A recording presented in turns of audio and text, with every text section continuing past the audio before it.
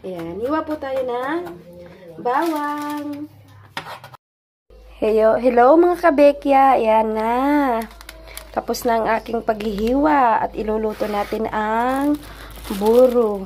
Ayan, ganito po ang buro ng Kapampangan. Iluluto po yan mga kabekya. Igigisa natin mamaya para maging masarap siya kabekya. Ayan. Gigisa po tayo ng bawang kabekya.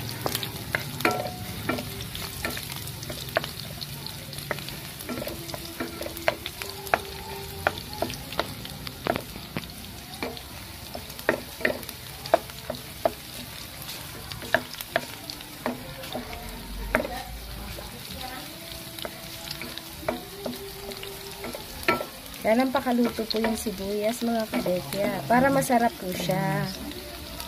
Next kabekya, lalagay natin ang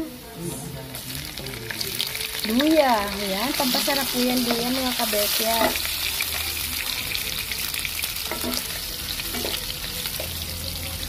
Ayan kabekya, bawang at luya. Ayan, sunod natin kabekya. Guys, lalagay na po natin ang buro po. Ayan po.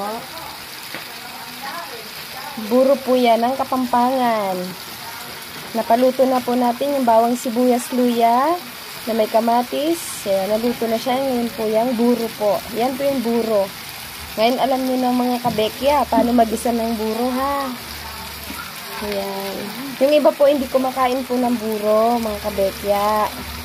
Kasi kala nila anong lasa. Pero pag nakain niyo po yan kabekya, masarap po yan. Kasama ng tilapia, prito, ihaw, bangos. Masarap po yan. Sasawan po yan. Minsan inuulam pa po yan ng mga Kapampangan. Daras po talaga, Kapampangan po talagang kumakain ng buro. Yan. Malinis po yan mga kabekya. Yan. Halu-haluin po natin. Mix po natin. Ang sarap kabekya, no? Pag natikman nyo to, hanapin nyo po mga mahal nyo sa buhay. Pag natikman nyo ang luto ng burong Kapampangan. Yan, next, water, kabekya. Lalagyan natin siya ng water para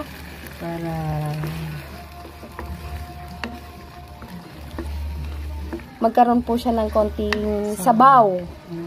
Kaya kailangan lagyan ng tubig mga kabekya. Yan. Mga kabekya, lagyan na natin siya ng konting magic sarap para masarap po siya mga kabekya. At para siya may lasa, malinamnam po. At lagyan po natin ng konting asin kabekya. Ayan, para masarap po siya at may lasa. Thank you for watching. Kabekya, luto na po.